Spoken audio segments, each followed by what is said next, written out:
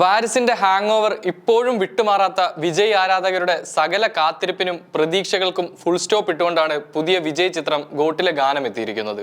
സമൂഹ മാധ്യമങ്ങളിൽ അത്രത്തോളം ട്രോളുകളാണ് വെങ്കട് പ്രഭു ചിത്രത്തിലെ വിജയുടെ ലുക്കിന് ലഭിച്ചുകൊണ്ടിരിക്കുന്നത്. സ്പാർക്ക് എന്ന പുതിയ ഗാനം റിലീസ് ചെയ്തതോടെയാണ് സിനിമയിലെ 20-കാരനായി എത്തുന്ന വിജയുടെ ലുക്ക് പുറത്തു വന്നത്.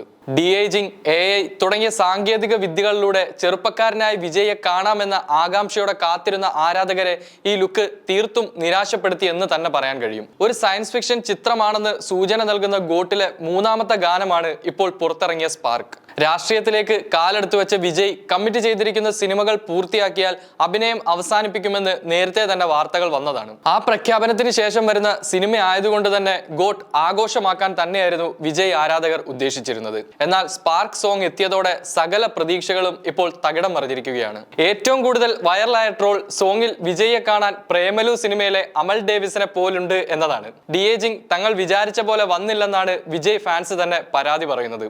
വെങ്കട് പ്രഭുവിന്റെ അച്ഛൻ ഗംഗയമരന്റെ വരികൾക്ക് യുവൻ ശങ്കർ രാജയാണ് ഗാനങ്ങൾക്ക് ഈണം നൽകിയിരിക്കുന്നത്.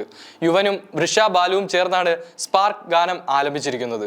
അതേസമയം യുവൻ ശങ്കർ രാജയുടെ സംഗീതം അത്ര നന്നായില്ലെന്നും വിജയ് ഫാൻസ് ആരോപിക്കുന്നുണ്ട്.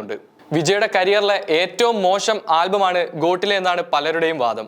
മാത്രമല്ല പലരും അനിരുദ്ധിന്റെ ഗാനങ്ങളുമായി ഇതിനെ താരതമ്യം ചെയ്യുന്നുമുണ്ട്. വാരിസ് ഒഴികെയുള്ള വിജയുടെ കഴിഞ്ഞ 3 ചിത്രങ്ങളും അനിരുദ്ധായിരുന്നു സംഗീതം നൽകിയത്.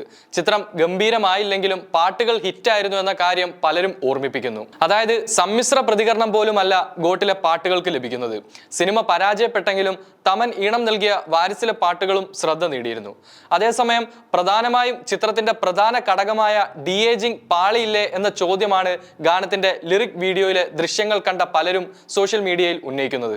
ഇപ്പോഴുള്ള വിജയും ഗാനത്തിലെ ചെറുപ്പം എന്ന് പറഞ്ഞ് കാണിക്കുന്ന വിജയും തമ്മിൽ എന്താണ് വ്യത്യാസമെന്നാണ് പലരും ചോദിക്കുന്നത്. എന്നാൽ ഇപ്പോൾ ലിറിക് വീഡിയോയിൽ ചേർത്ത രംഗങ്ങളാണ് ഇവയെന്നും അവസാന ഔട്ട്പുട്ടിൽ കാര്യങ്ങൾ മാറി മറിയുമെന്നുമാണ് കുറച്ച് വിജയ് ഫാൻസ് പ്രകടിപ്പിക്കുന്ന ആത്മവിശ്വാസം. മാത്രമല്ല റിലീസിന് മുൻപ് ട്രോളുകൾ ഏറ്റുവാങ്ങുന്ന സിനിമകൾ തിയേറ്ററിൽ എത്തുമ്പോൾ വിജയിക്കാറുണ്ടെന്നുള്ള പ്രതീക്ഷയും ആരാധകർക്കുണ്ട്.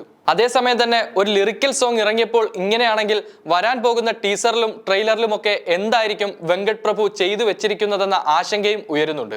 ചിത്രത്തിൽ അച്ഛന്റെയും മകന്റെയും വേഷത്തിൽ 2 ഗെറ്റപ്പുകളിലാകും താരമെത്തുക.